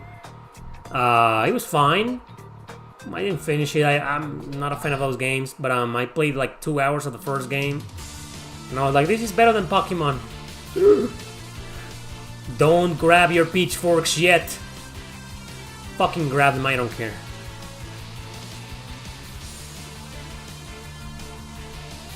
Kumitantei, never heard of it. Quest 64 versus 7 Saga. We all know 7 Saga will win. 7 Saga's only problem is the localization. There's a patch, so you can play with the Japanese difficulty, and it's better. I haven't played it, I haven't tried it out, but maybe I will. 7 Saga is a better game. Final Fantasy Type 0 versus Finn? Finn? What's Finn? Trail Series versus Persona Series. Persona will win. What's better than Pokemon? Cassette Beasts? I haven't tried that one. People told me it's great. Pokemon is overrated. Very. Extremely. But it isn't bad, Devil Survivor 1 versus Fire Emblem Path of Radiance. I don't think a lot of people will vote because not too many people play those games. But yeah, too late. You're not too late. We haven't started the versus episode. You need your roots, Baja. This new generation is so boring. Lazy design. Yeah, for a lot of games, right? They all want to be each other. It's like YouTube. This YouTube generation. How many generations are there for YouTube? Like, I see it this way, for gaming channels. Okay, we got the first generation, which was when YouTube came out. Like James Rolfe, the angry video game nerd. Like, those guys, like Mike Matei, the first gaming channel that succeeded from like 2006 to 2010. I feel like 2010 is when it exploded. 2010, 2011, we saw a crap ton of gaming channels on the rise, like Happy Console Gamer, GameSack, Metal Jesus Rocks, Bad the NES Punk. I think he started like 2008. So his first generation, right? Yeah, right? Anyway, so what else? Like, who else? Like Pete Dorr.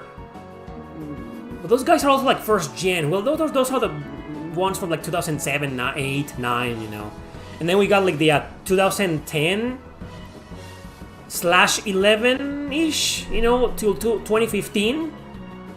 So that will be like the second generation. When did anybody remember JonTron? Is that guy still around? Didn't he quit making video game content and then move on to comedy content for whatever?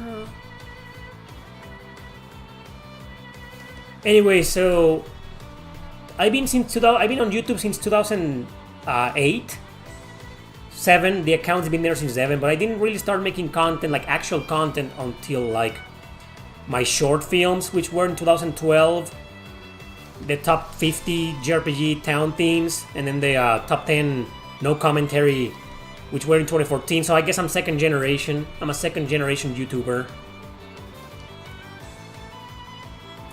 Yeah. But like real content, you know, with me on camera and talking about video games and shit, that I guess I'm third generation. Well, third generation could be like 2015 to 2020, before the pandemic.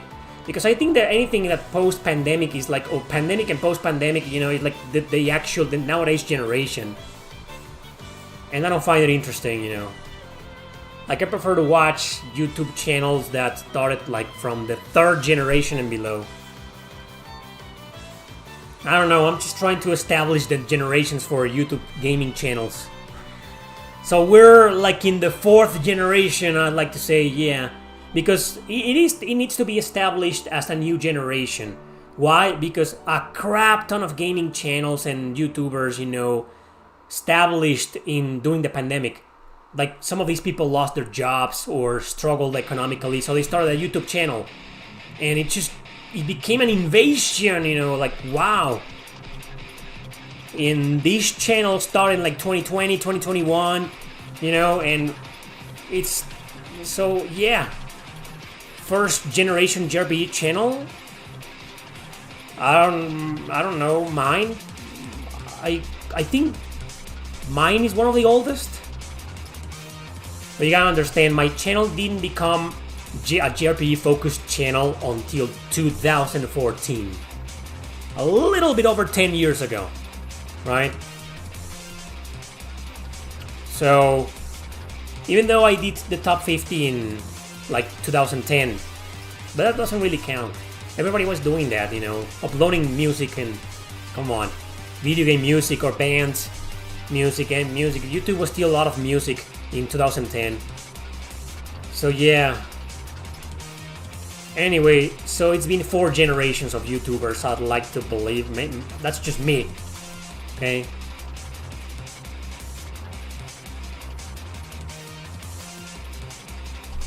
The Fortnite generation. The Minecraft generation. Yeah, you're right. Star Math is... it's weird. Yeah, we're keeping this specifically to YouTube, not other platforms. Yeah, I know a lot of websites and people were like making video game content since the early days. I don't know.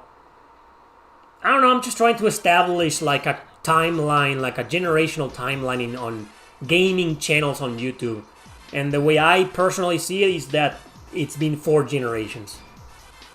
It's just a lot of the generations that started in like 2016, 2017, 2015 even, are like, you know, they got a lot of influence from the previous 2 generations, right? But anyway, I don't know.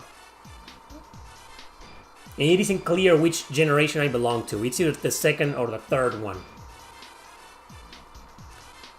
Maximilian Dude. I don't know that person.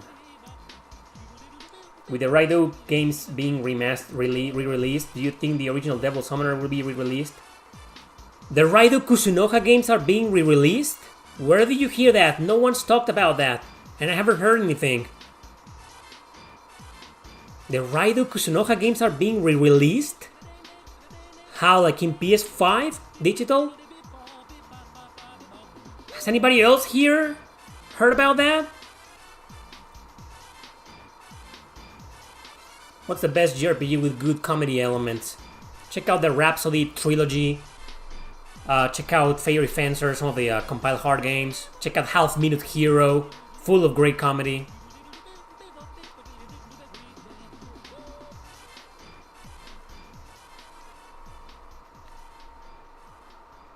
Dragon Quest XI versus Tales of Arise. That will be a good one.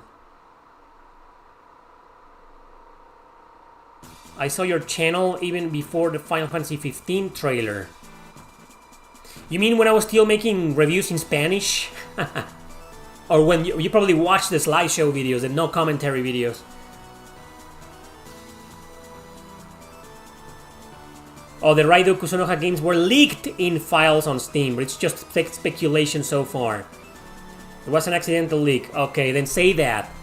People, we live in the era of misinformation. You make comments like your first comment, Spidey, and you're gonna spread misinformation. If it's just a rumor, then treat it as a rumor. But 9 out of 10 rumors end up being true, so... Just saying. Just saying. What? You guys are anxious for the Versus episode? We'll start in a few minutes. Be patient. Be patient. Anyway, Raido Kusunoha. So, fine. Why not Digital Devil Saga? I'm gonna be that guy. What about Digital Devil Saga? Or like you, what about the original Devil Summoner? Released exclusively to Japan in the Sega Saturn and PlayStation 1, right? We never got it. It may be too politically incorrect. I don't know. It may have something that offends modern audiences.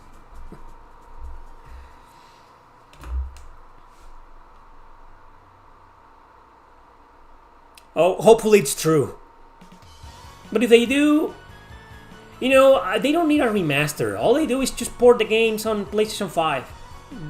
Have them available there for $10. They were already there on the PlayStation 3. They're still there. They're there. You can buy them for like $10 on PlayStation 3.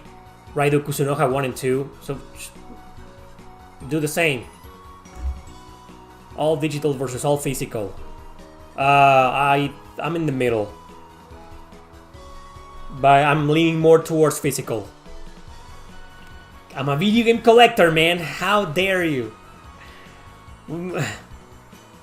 Spoilers get accidentally spoiled for no reason. What? Yeah, Soul Hackers. I made a video. I'm going to release this video in a couple of days, top 10. And I almost included Digital Devil Saga. When you see the video, you'll understand why. But you also understand why I left it out. I'm like, nah. Digital Devil Saga shouldn't be there, right? You also think that the PS5 Pro is that expensive because Sony... You're the third person to ask that, Tyson. 2 people already beat you to that, and we already talked about that. Bad news for you. Xbox and PlayStation are going all digital now. I know that.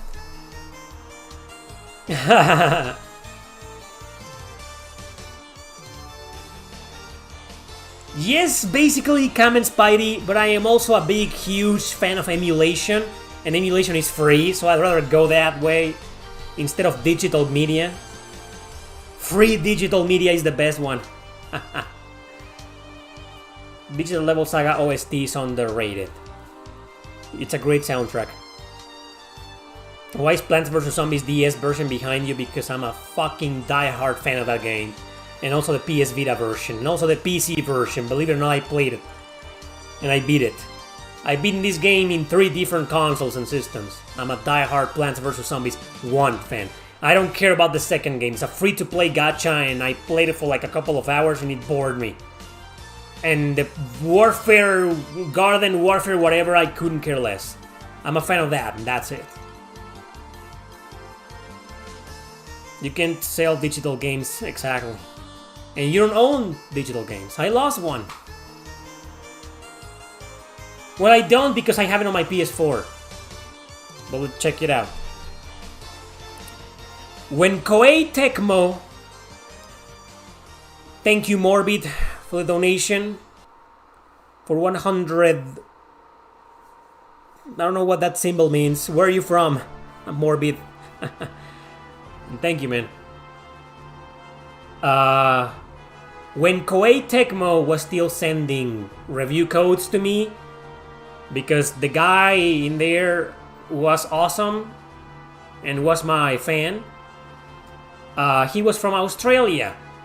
I never got review codes from Koei Tecmo USA or Europe. This guy was from Australia. But still, you know, Australia and UK seem to be like the same for these guys, so he told me, I'm sending you a review code for these games, but I couldn't download them on my North American account on my PlayStation 4. So I had to create a UK account. So I did that to receive review codes from these guys. I got Blue Reflection 2. I got Atelier Sophie 2. I got Fatal Frame Butterfly, whatever, you know, that Fatal Frame game. Okay, I got those 3 games from this guy, and then this guy suddenly quit the company or was fired, I don't know, and then I lost contact with Koei Tecmo. Okay, so eventually, years later, I got my PlayStation 5, which is that fucking thing, you know, and that thing. It's not that thing.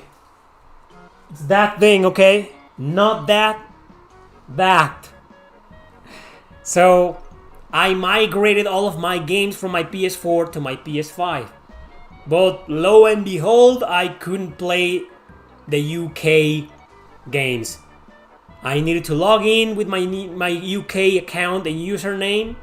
And guess what? I completely forgot about the username. I forgot about the password. Because I only needed that account for those games. And since the guy quit, I kind of like abandoned that, you know? So, at least I still own those 3 games on my PlayStation 4, but I can't play them on my PS5. And I asked the PlayStation support for a recovery account, and I couldn't do it. And now my UK account is lost forever, stuck on PS4, not on PS5. So, okay, it's not a great example, right? I still have the PS4, but let's just pretend that I don't have my PS4, that it's gone, that I sold it, or that it broke or something. So now those 3 games that I used to own, I no longer own them. And I just told you this huge and long and boring ass story to prove that physical media is better. Great fucking story.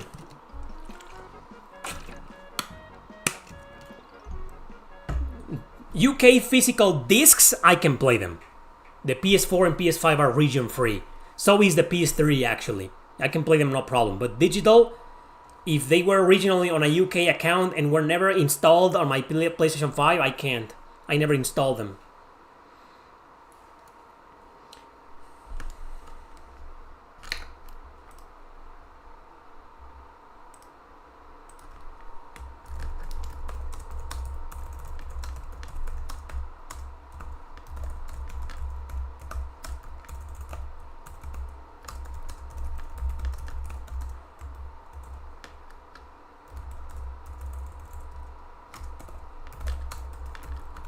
Okay, people. You guys ready for the Versus episode?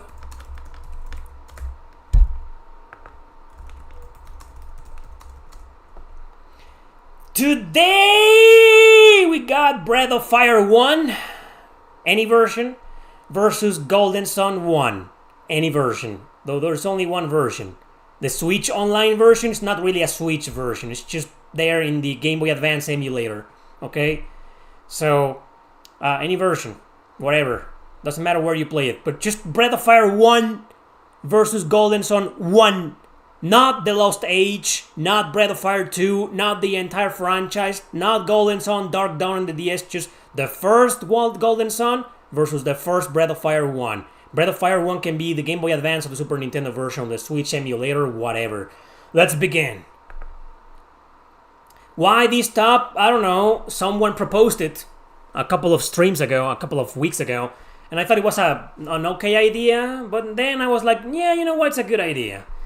Anyway, I think I already know which one's going to win. And it's probably not going to be my pick. Some of you will probably be biased because Golden Sun is a whole saga, and you probably play The Lost Age as well, right?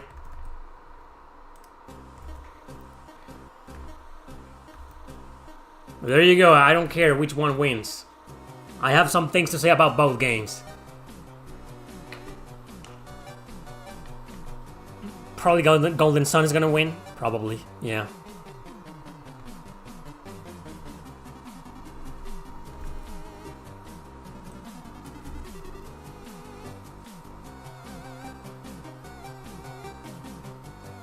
I don't think so, Kevin De La Rocha.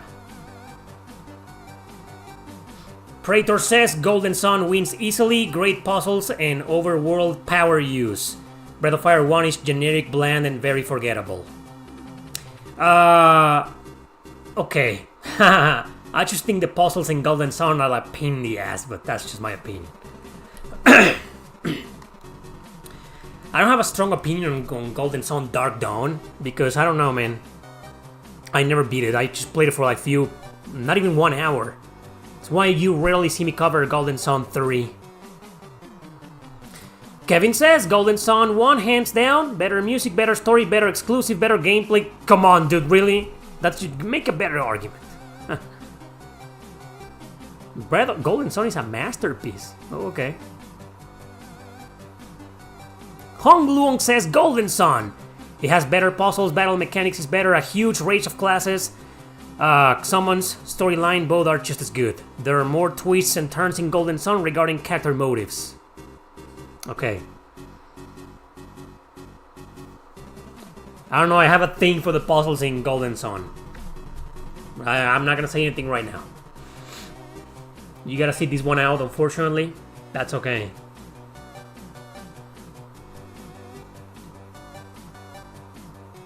Golden Sun's encounter rate is a bit high for my liking.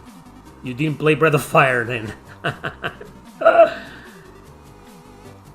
I think in encounter rate, both games are like on the same level.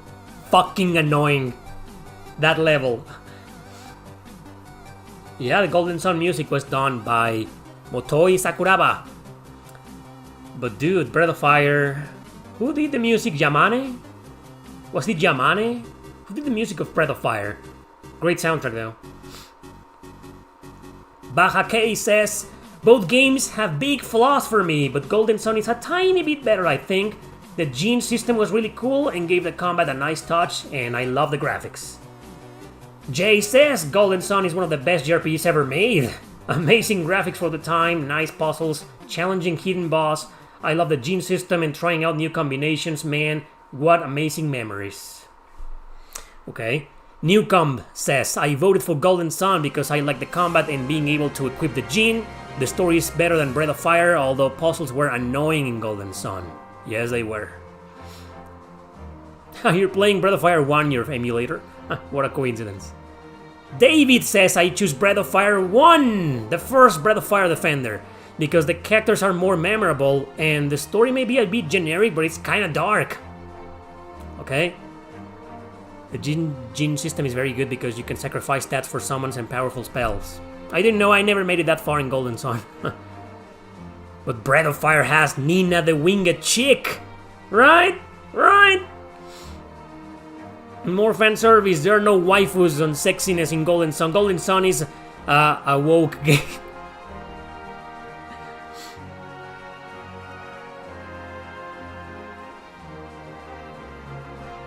What?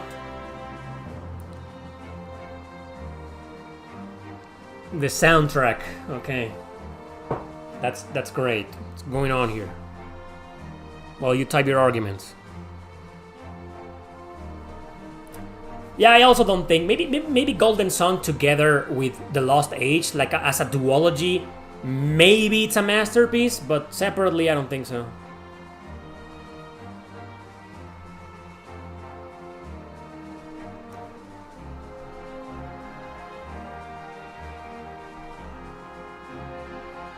I like the soundtrack in both games.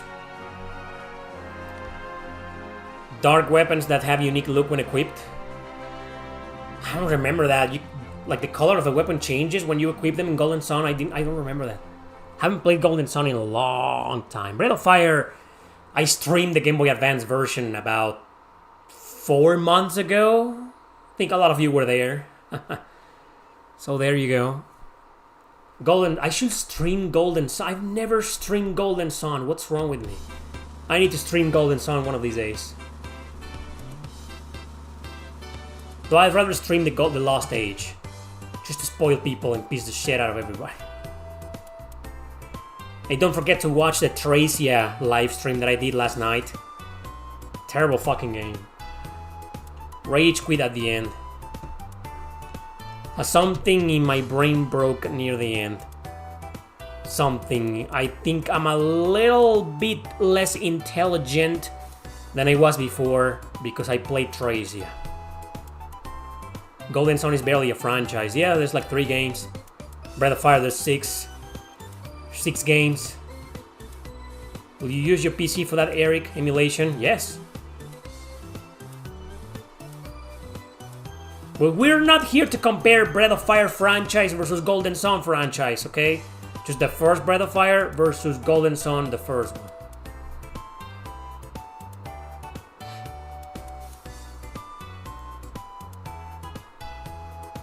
Aristo says Golden Sun 1 alone is worse than Breath of Fire 1, including 2 Golden Sun wins.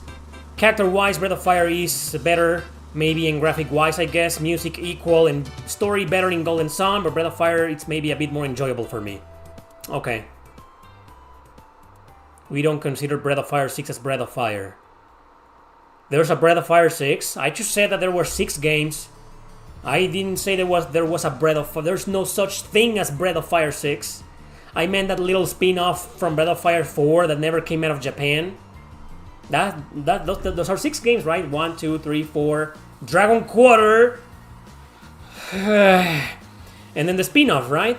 I didn't know there was a Breath of Fire 6. What are you talking about? Never heard of it. Have I completed Breath of Fire Dragon Quarter? No, man. I don't like the fucking game. I haven't ranked that game in my blog. I will. Don't expect a high rating. Because Golden Sun was developed by the same people, Smiling Dog. Though I think you already know that.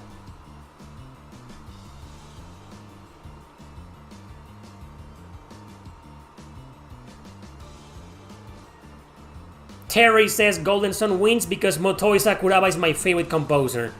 It really comes down to that, really. But plus, it looks better visually.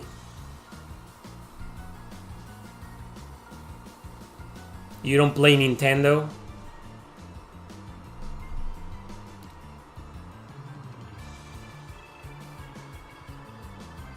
Golden Sun took a lot of ideas of Zelda? Well, did you beat Jeanne d'Arc? No, I'm still working on it. I'm doing it live. I can't play on my own, you know, that would be like, come on. Disrespectful for every viewer who's been following that playthrough, you know. Shame on me, but what? Shame on me? What are you talking about? Shame on me? I don't know, I really wanted to like Dragon Quarter. Had some great storytelling and dark, edgy stuff to it, but the gameplay mechanics just fucking destroyed it. Final boss is a long fight. Oh, thanks for letting me know. I'll keep that in mind when I stream it. Mystery Kid says Breath of Fire for me, more mature story, decent cast of characters, okay battle system. The characters of Golden Sun were uninteresting for me. It looked like a bunch of generic anime kid characters. Okay. That's funny. It's only 4 Breath of Fire games. 4 and 6 are a figment of your imagination. Nah. 5 exists. It exists. Let's leave it at that. Don't be the Fragile. The Fragile? That's my favorite album from 9 Inch Nails. What is 9 Inch Nails? Yes, name is 9 Inch Nails. Why? Advance Wars.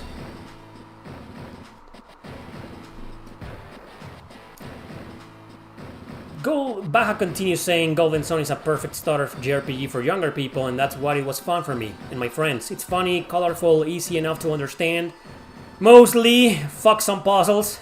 Just a nice game. Just a few more minutes and I'll end the poll, though we can already see clearly which one is the winner.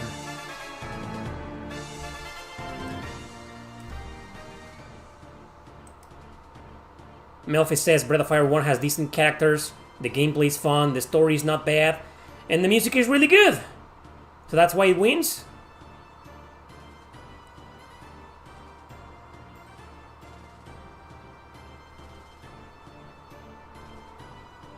Neither, says this guy. Neither game. Fuck both. Fuck both games. Fuck them. Breath of Fire, Golden Sun, what the fuck you on, man? Fuck the games. The best Game Boy Advance RPG is Legacy of Goku.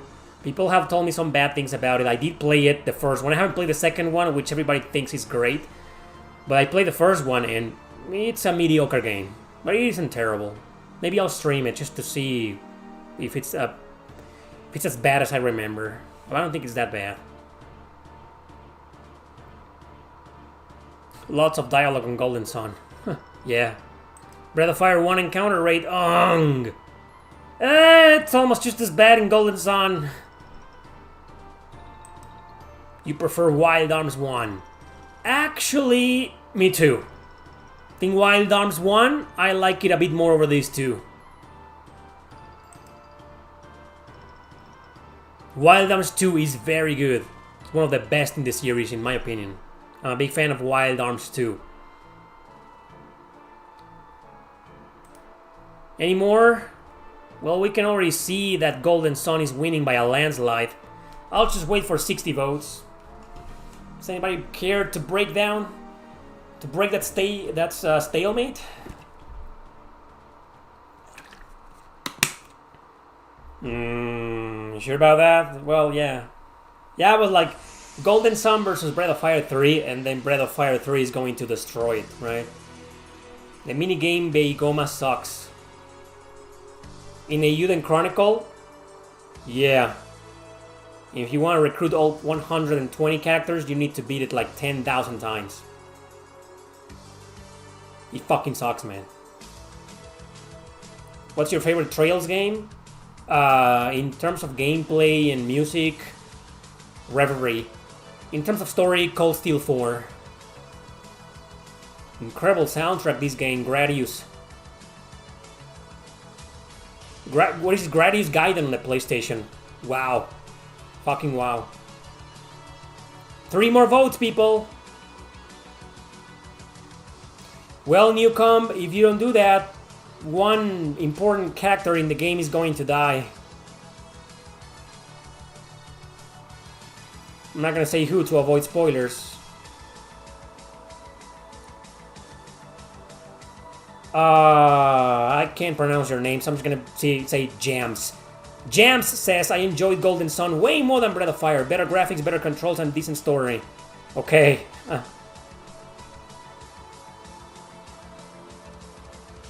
My least favorite Trails game? They're all great, man. I don't have a, like... Well, yeah, I love all of them.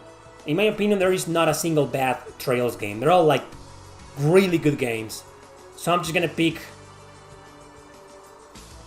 maybe Nayuta.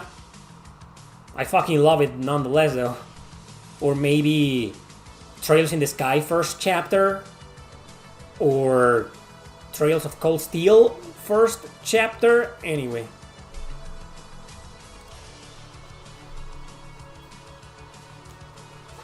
Let's see the results.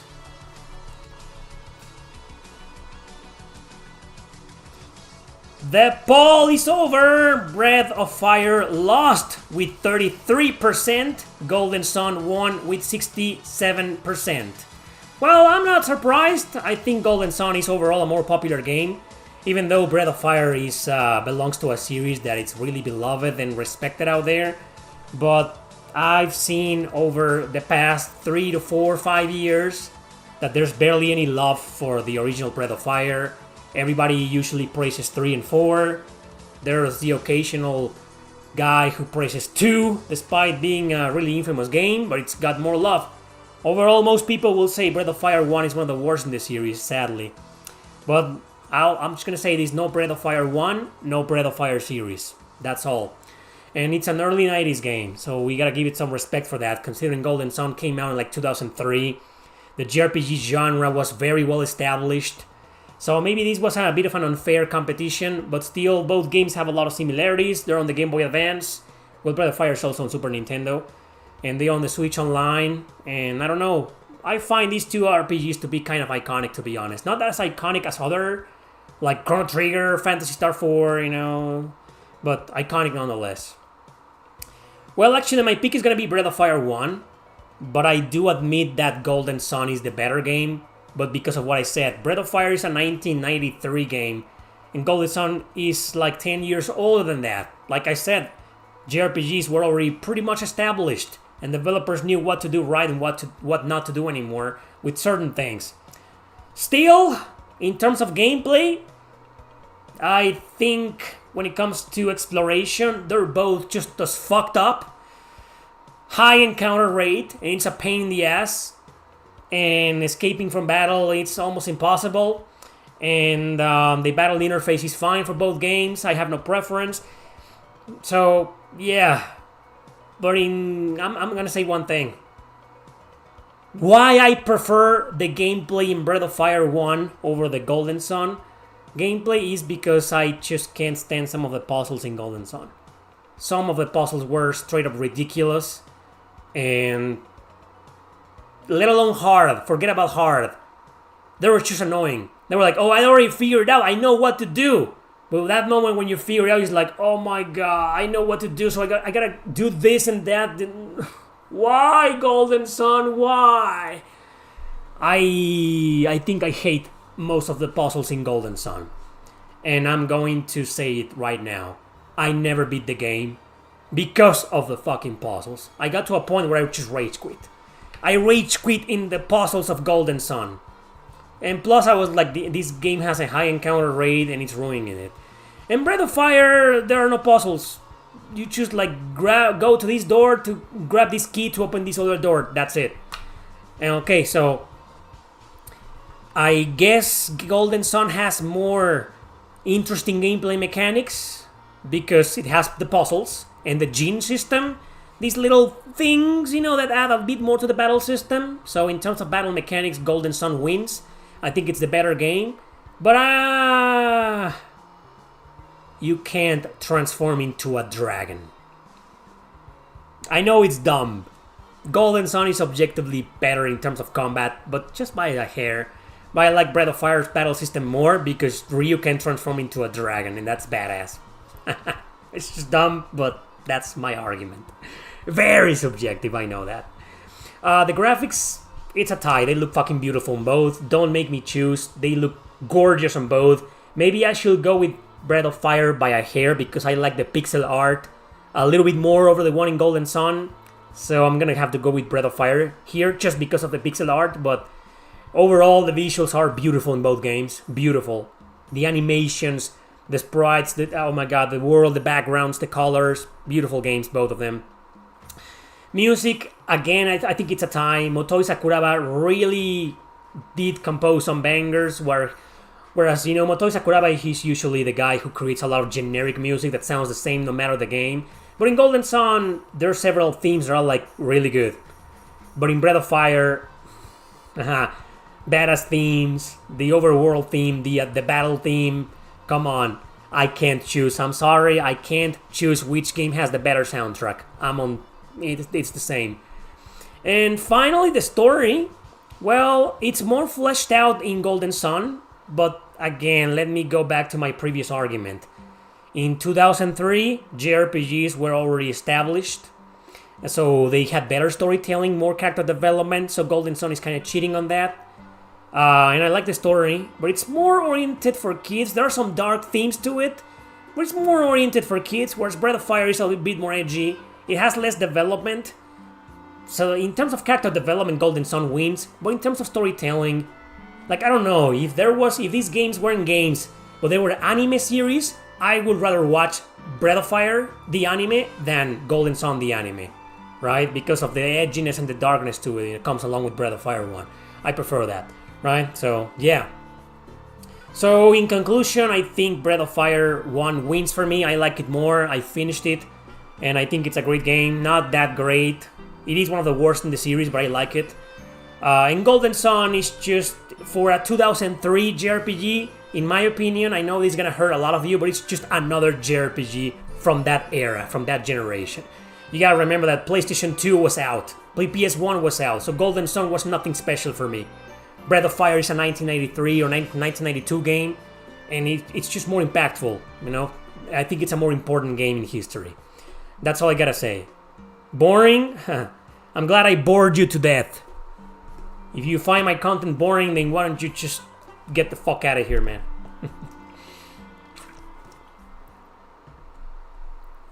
Thanks for watching, everybody. Thank you for subscribing, and take care.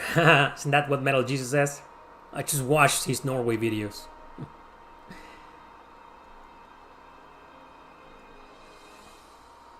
no, not too many people are gonna vote for that smiling dog. But maybe if you become a member or a Patreon or I don't know, a Twitch subscriber, maybe I will consider it. Gotta go, guys. That's it for the Q&A. Thank you very much for watching. Have a great weekend. Enjoy your day, the rest of the day or night or whatever. And I will see you next time.